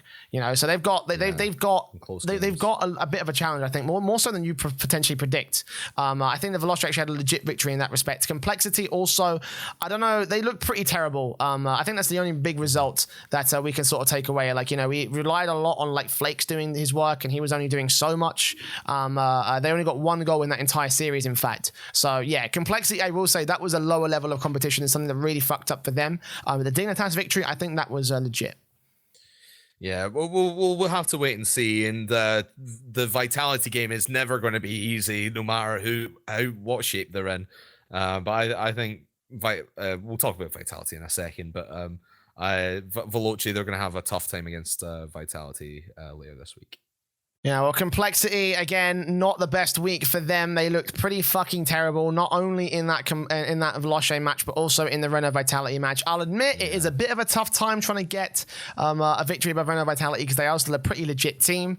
But again, they scored so few goals and just worked so hard and getting so little out of their matches this week around. I'm not sure if it was an off week or what, but fucking this was a disaster, an absolute disaster for Complexity. Yeah, well, they're gonna have to get their shit together for next week. Is whether or not they are a real team, they are still taking on Dignitas next week. But Complexity were one of the hype teams coming into rival series, fucking RLCS this year because it's just. They were one of the teams throughout the DreamHacks, even in Valencia. They made a cracking run there. I don't know. So we'll see what's gone wrong with them, but we need to have a closer look at that because that is just poor. I mean, scoring how many goals? So they scored 1 against Veloce, 2, 3, 4 against Vitality. So 5 goals total for the week. That's atrocious. Yeah, I mean, it was not a good performance from Complexity, and I think we're gonna have to take a look later on down the road at a lot of the situations around those guys. Again, I didn't get much of a chance to watch a lot of the games. This is one of the ones that I did want to go back to. I didn't have the time to, unfortunately. But yeah, like just taking a look at the goal numbers alone, you can tell this was a fucking shambles for Complexity. So. Time to go back and take a look-see a little bit later on down the road. For now, though, we're going to move on and talk about Alpha and TSM because holy shit, what a carry. This is one of the matches I did get to watch. And he fucking carried beyond belief. Oh, my God. So... just for context, for those of you who might not be caught unawares, I'll tell you some of the scores on the doors for some of the games that we had here.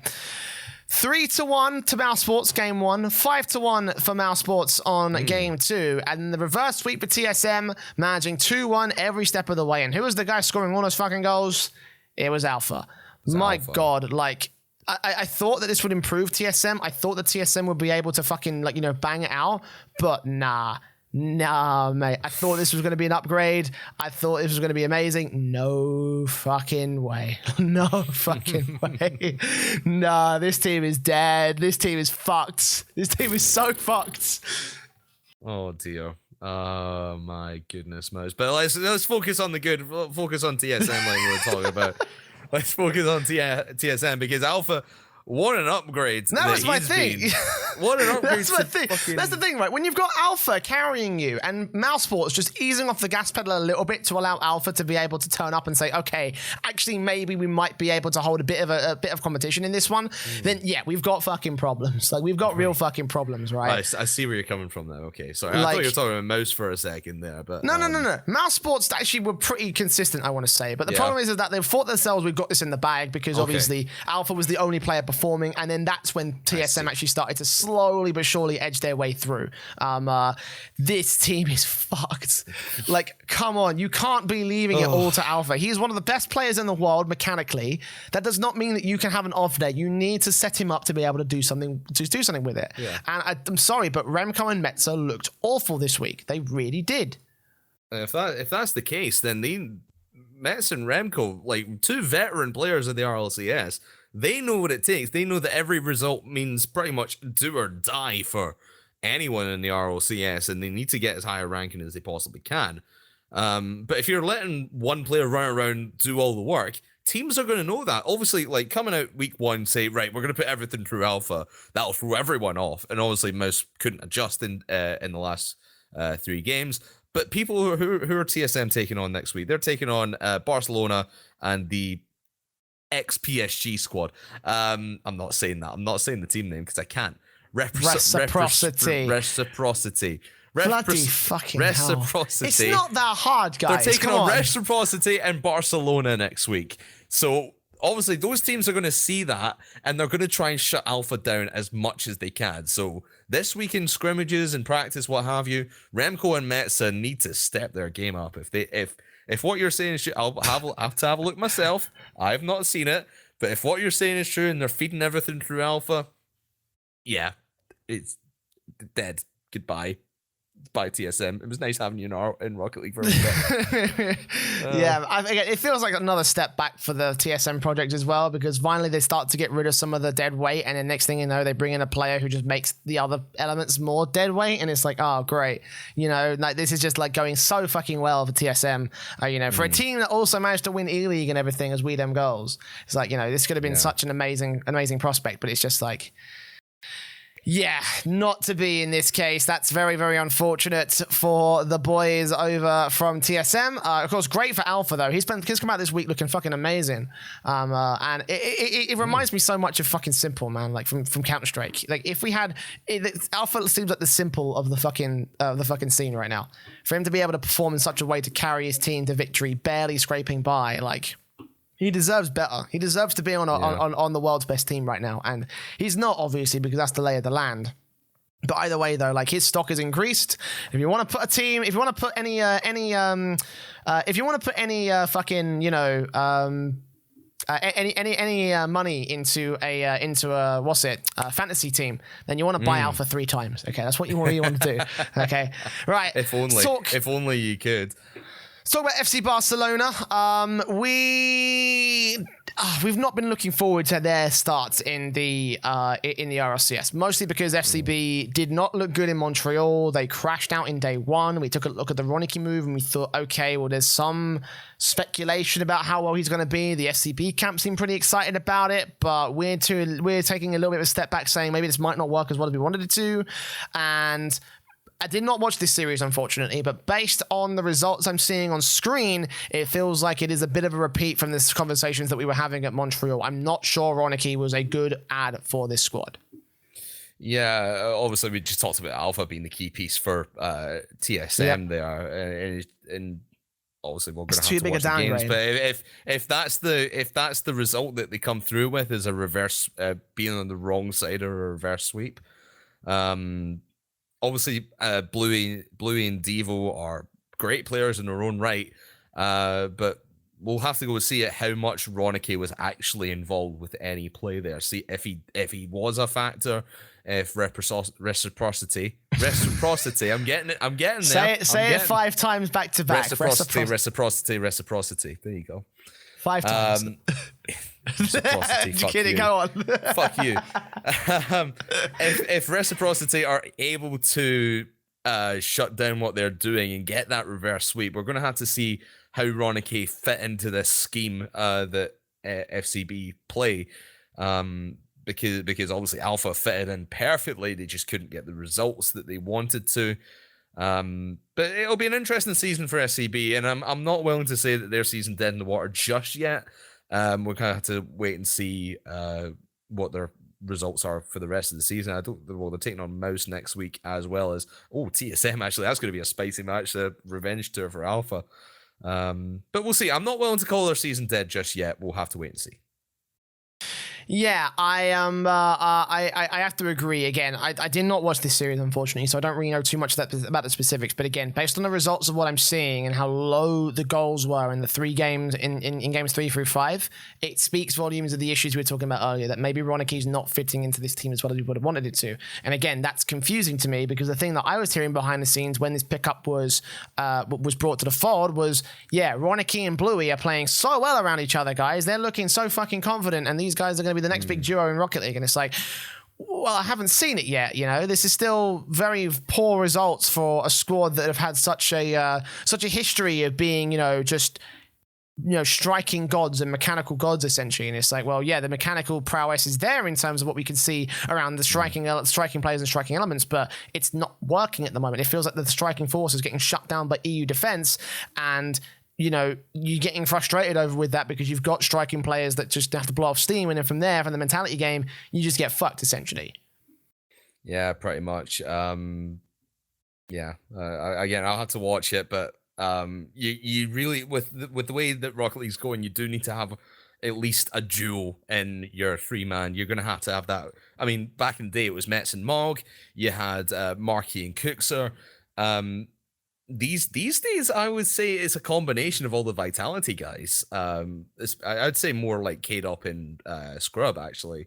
they're a threat up field, and you can never count them out on anything. So, if they are going to be the next duo, as in Ronicky and was it Blue or Devo? I can't remember what you said. Ronicky and Bluey. Yeah. We're gonna have to see it, and they're gonna. It doesn't matter what you do in the practice field. You're gonna have to do it on the biggest stage, and we'll see. We're gonna have to see. Yes, and I think that will mostly conclude our conversations about the RLCS. I realize this has been a bit of a non-deep conversation about the RLCS. Again, we haven't been able to watch a lot of the shit going on. I promise that next week we'll be having a bit more. We're all busy. We're all fucking busy, dude. We've got so much shit going on. I've got casting, but we will talk about this real quick. Again, the next week's lineups and the next week's matches. We've got Mousesports taking on FC Barcelona to open up on the mainstream, TSM and Reciprocity. Veloce taking on Renault Vitality. Say it again, crafters with me. 1, 2, 3. Reciprocity. There we go. Complexity and Dignitas and TSM taking on FC Barcelona in their doubleheader of the week. Is there any match that stands out to you there, crafters? I think the last one, TSM versus Barcelona. I think with the Alpha facing off against, it's going to be it's going to be the revenge to really, or at least trying to be for Alpha against Barcelona, and there's going to be some good storylines there. I can see if Complexity can step up the game, I can see them taking Dig to maybe 5 games. But I think the game of the week for me is going to have to be Veloce versus Vitality. The undefeated Veloce is going to be their first big test. Can they hold it against the current world champions? For me, I think I'm going to highlight that Veloce versus Renault Vitality. I want to see those guys. I want to see if they can hold the hype. You know, they had a really good week one, a great start to the RLCS. But you know, Renault Vitality, I'd say they're better than Dignitas and they're better than Complexity. Especially if Complexity looked the way that they did. In which case, yeah, this would probably end up being a real fun fucking matchup. So yeah, let's have a look, see how whether Veloce can keep themselves going and whether they can continue to have the good lucks in the RLCS, but we'll find it all out a little bit later on next week. For now, that's it for the RLCS, but we just have one little bit I'm going to insert into the program a little bit last second. Craig, if you're not aware, I have put a screenshot in at the very end of the document because I do realize again, been a bit of a quick sort of tournament roundup, and didn't intend it to be that way, but it's just kind of the way that it was because we weren't able to watch a lot of the matches going on. But so, as a result, I just checked the Discord. We got a quick mailbag from one of our awesome Discord members. John, a.k.a. always has asked the question to us, and we're going to do that last second live on air. Of course, if you do want to send us a mailbag question, then you can do so at the Discord link that you can find in the Twitch chat, !Discord, where you can talk to me. You can talk to Crafters, you can talk to Bacon, you can talk to any of the guys working on the show, and of course, you can join our now very active community, especially around the RLCS League Play days. Like, if you saw it, then you'll like what was going on. You like the conversations that were being had in the Discord. So it's getting more and more active as the weeks go by. Make sure you keep joining. And again, that's in the show notes and video descriptions of every single episode of the podcast if you're watching on the on-demand broadcast. So let's talk about this little thing. John asks, last second, obviously, but I can't answer next week since it will still be relevant then, but I want to answer it this week again because we have a little bit of again, a little bit of a lack of conversation around the RLCS. So, with RLCS expanding to 10 teams, that was a thing that we fucking missed out on as well. I completely forgot that piece of news. There was actually a rule book release that talked about the way that promotions are going to work. And the idea is basically auto-promotion for the top 4 teams, the top 2 teams, and then to go into a 10-team RLCS. So, the long-term goal for the RLRS expansion was to make a 10-team RLCS. And it seems that that's going to be coming into effect next season. So, yeah, it's a bit of something we missed, unfortunately. I forgot to add that to the show. Again, been a bit busy. But again, he asks, so with RLCS expanding to 10 teams, it means that 2 new teams have been added. The method that Psyonix have chosen in just automatically promoting the top 2 from RLRS raises some concerns. It's weird that teams can make RLCS this season without ever having to play an RLCS team. An alternative opinion would be an expanded promotion tournament with 6 to 8 teams, but even if RLRS teams could still make it by not playing an RLCS team, I feel coming through a tournament with RLCS teams would be more deserving of an RLCS spot rather than solely playing 100% RLRS teams this season. TLDR, thoughts on how RLCS expanded to 10 teams and any way you potentially do it different? Honestly, I love auto promotion. The reason why I love auto promotion is because if you've proven yourself at a certain level of competition, I think it's right that you deserve to get a shot at the next level of competition. That's the reason why people were pissed at Veloce when they went 7-0 last season but still weren't able to make it, because on the day of the performance of the relegations, they couldn't bring the results against the RLCS teams. Now that could have been mitigated. I think that we wouldn't even need an auto promotion if we had a multiple day tournament with, again, maybe you say like a promotion 6 to 8 teams in that respect. But I also like the idea that you combine those two things, where you have a 6-team sort of a promotion tournament with an auto promotion for the top and bottom end of the RLCS and RLRS respectively. You know. Can I just interject something here? I'm just reading through. I've not read the rulebook, but I'm reading on Wikipedia here. The top 4 teams from Rival Series, the top 2 don't get auto qualification. They go to a playoff. Oh, they don't. Yeah, it's 1 and 2 versus 3 and 4. So I'm just reading straight off Wikipedia here.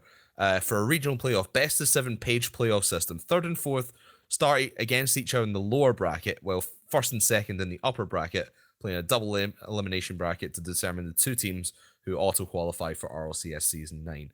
So yes, they still don't have to play in the RLR in the Rival Series Championship Series promotion tournament, but they do still need to play through that 1-day playoff. Obviously, if you finish in the top 2, you only need to win 1 game. If you finish 3 and 4, you need to win 2 games. So I guess they kind of have to do it that way, because that's kind of been the standard for RLCS going through the regional playoffs. Look, right. for LAN. But in my opinion, you can just do it normal, like, soccer style. Whoever finishes in top 2, that you auto qualify for the Premier League. Bottom 2, you get kicked out of the Championship.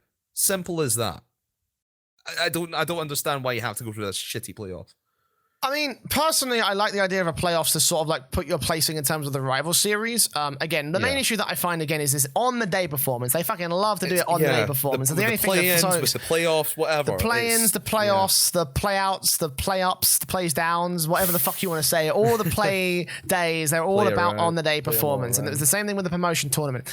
If they were doing this in a sense that they do the playoffs for the RLRS on the Saturday, for example, and then they did the promotion tournament on the Sunday, okay, fair enough, because that way there's a second chance for the teams that don't make it through automatically. Then yes, I can see that being a way in and a way to do things about that. Then okay, if they were doing that, then fine. I don't see if there's a reason. I don't see if there's a way for them to actually be doing that. I don't know what the dates are at the moment for the playoffs and the promotion playoffs. I don't think those are. They should be available. I think the promotion playoffs are still separate. Whoever loses out of the rival series playoffs. November 24th for the first match of the playoffs, and promotion playoffs will be on the 1st. Fuck yeah. Okay, so yeah, okay, basically it does not solve the issue that we're on about. Basically, like, again, it's all about the day performance, the on the day performance, where fucking it becomes a really inconsistent level of using things. And again, if they were able to just promote the top team from the league from the league table into the fucking or promote again the top team from the league table into the next part of the RLCS, then yeah, okay, we would have no problems. Again, I don't feel like it's right to judge a team's performance based on how they do against RLCS teams on the day, because inherently, yeah, they are RLS teams. On any given day, the RLCS team should be able to beat them, but that doesn't change the fact that, again, they've proven themselves against all the lower levels of competition to get to this point in the first place. Shouldn't that receive some level of plaudits somehow? That's the way that I'm seeing it at the moment, and that's the way that's the reason why I want change to come through in the way that promotions happen. Again, I would love to see a playoff system which has 8 teams, the top 4 from the RLCS, the RLRS, to the bottom 4 from the RLC, top 4 from RLRS, bottom 4 from RLCS, all competing in a big fucking massive double elimination bracket, and that way it would take place over the course of a couple days, 3 days perhaps, and that way you mitigate any of the you remove any of the mitigating circumstances that would be around that, and that way for certain, if someone fucking if someone didn't make it to the RLCS, then there you go, they didn't make it because they weren't good enough at the end of the day. That way they proved themselves in the RLRS, they were able to get to this point, but they weren't able to cut the mustard, and therefore there ain't no denying that. Of course. And what you were talking about with Veloce going undefeated last season and then just losing on that one day, surely like at least the top team from Rival Series should get an automatic berth up to the RLCS, because like you said, they've proved their worth. They say, hey, we've beaten all these other guys, let us have a go at the big boys. Whereas, so in my opinion, if Psyonix really wanted to have a playoff to get into the RLCS in whatever way, shape, or form, you have one team, you had the top team auto qualify, and then you have 2, 3, and 4 in a playoff, maybe bring it down to 5, but maybe even just have a 3-team playoff.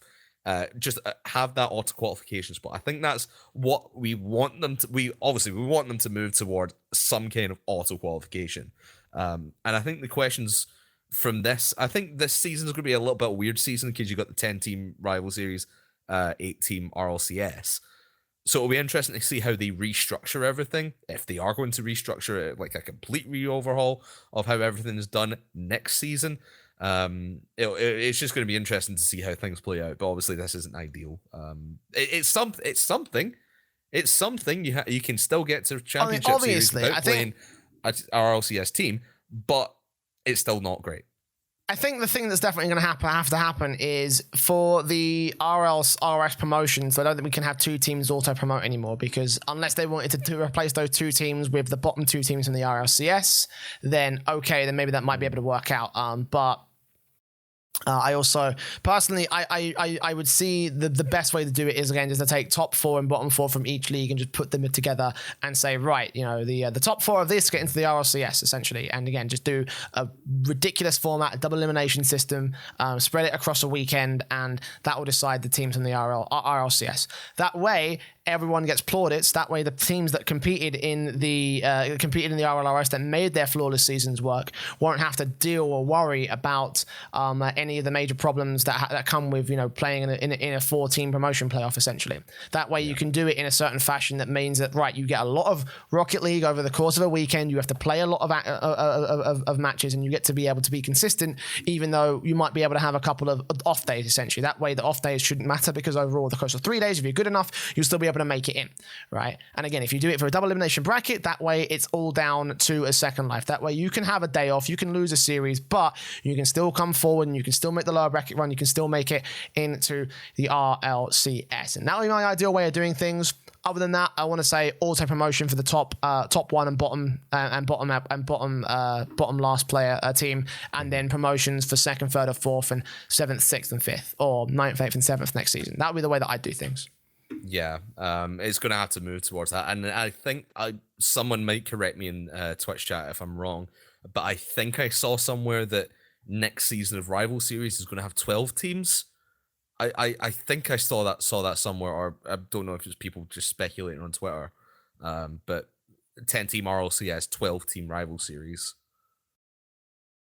It's not confirmed. Okay, it's not confirmed yet. But okay, I didn't hear anything about that either. I was like, what the fuck? Yeah, I thought I swore I saw someone on Twitter. Yeah, probably some sort of discussion and like speculation. I think probably from subpart community or something like that. That sounds like what it is to me. Like I haven't heard anything confirmed. That would be interesting. I'd be interested to see that though. Like knowing Psyonix expansion. Knowing Psyonix, they aren't thinking that far forward. Okay, like come on. Sorry, right? I'm being optimistic. In no Trox, I've not had any Iron Brew today. Lies. He's Scottish. He's had fucking loads of Iron Brew. I drink Volvic. This is what I drink. I drink this in the house. And on that note, we're going to end off for the evening and end off for the week as Kraft is down this fucking bottle of water, which is secretly Iron Brew. It's Iron Brew Crystal. So there you go. Right. All right. I'm seeing you on Thursday. You're going to get slapped for that. I expect nothing less of you, Craftman. And we are going to get the fuck out of here. Another episode of RLAfterShock done. I think the one thing to take away from this is, again, to keep your fucking DMs private, and there is still a long way to go for Rocket League to truly be considered an S-tier esport. There's a lot that needs to be worked on. And on that respect, I'd like to see a little bit more progress. I'm begging Psyonix. I'm asking you guys, come on. Let's see the big 12-team RLCS. Let's see the 16-team RLRS. And let's see the third division below that, which can confirm that 100% all the teams deserve to be where they deserve to be. Let's see a world championship that has unrestricted tickets and appropriate languages and enough communication to buy those tickets and not be pissed about the whole situation. That all should be coming, and I hope that it does at some point soon. But that's all to talk about and see whether it will come through, and we'll see whether it will be a factor, and if it isn't, we'll criticize it on the next episode of RLAfterShock. Crafters, thank you so much for standing in today. Have you enjoyed yourself? You're very welcome. And Lucas says an EU studio, myself. By the way. That's also another thing that we should also add as well. Yes, thank you. Give us jobs, Give us please. work. Give us work. Jobs to do. Let me Crafters, quit my job. Crafters, before you do, I will say, reset your mic before you say thank you. Just one more time. One more fuck you from your interface. Fuck you. Thanks for having us on. It's been a lot of fun. Can't wait for Epic Land this week. It's going to be fun. That's just a small UK tournament. It's hopefully you'll tune into that because me and Grandy are going to be cancelling. I know Jay's there, but you're doing other stuff. You might jump on for one or two. I need to confirm what the schedule is because I am supposed to be guest casting and floating between esports casting and doing the stage of stuff at Epic Land. You're a busy boy. I'm going to be a very busy boy. So, of course, if you do want to keep up with all that action, it's Epic Land, twitch.tv/EpicLand and twitch.tv/EpicLand4 for the main stage content from me and for the Rocket League content from Crafters & Co. I think it's Epic Land 2 for Rocket League this time. I think it's gone over to 2. I was in the meeting the other day. It's Epic Land 2 now. So there you go. All right, fair play. I wasn't in the meeting; I was casting, so you know, busy boy. Hey. Right, Thanks for having me on, mate. It's always fun when I come on. Of course, thank you very much for joining us here, Crafters. And again, we're always happy. Always a great time to have you back on. Maybe we'll do the World's Prediction Show with you again. That is actually the plan. Actually, if we're all going to Madrid, I'm going to bring a couple extra microphones. I'm going to bring a fucking mixer, and we are going to have a big prediction game with me, you, Bacon, and Jam, and everybody else we can bring. We're going to have a fucking round table discussion and get as many guests in as possible. But that is a conversation for another episode of RLAfterShock. For this week, we're done, and we'll do the usual plugs, of course. So make sure you follow the Twitch channel, twitch.tv/RLAftershock, and the Twitter channel at RLAftershock on Twitter. And of course, you can join the Discord by typing !Discord in the Twitch chat right now if you're watching on Twitch, or via the links in the show notes and video descriptions of every single audio and video version of the podcast. And speaking of which, you can find the podcast on demand on YouTube, Spotify, iTunes, Google Podcasts, TuneIn, and all your favorite podcast platforms, including like Player FM and fucking Pocket Casts and all these other platforms. If you want to find a full list, you can go to anchor.fm/RLAfterShock to find your favorite platform or request your favorite platform listing, and chances are we'll get it going. Crafters, any final words from you before we head off? I just can't wait to see how the rest of the Championship Series and Rival Series plays out, and maybe next time I'm on, I'll be a little bit more prepared. Yes. We'll both be a bit more prepared. We'll both be a bit more prepared. And on that note, we're going to end. Thank you very much for watching and listening, and we'll see you back here next week for even more of the Aftershock.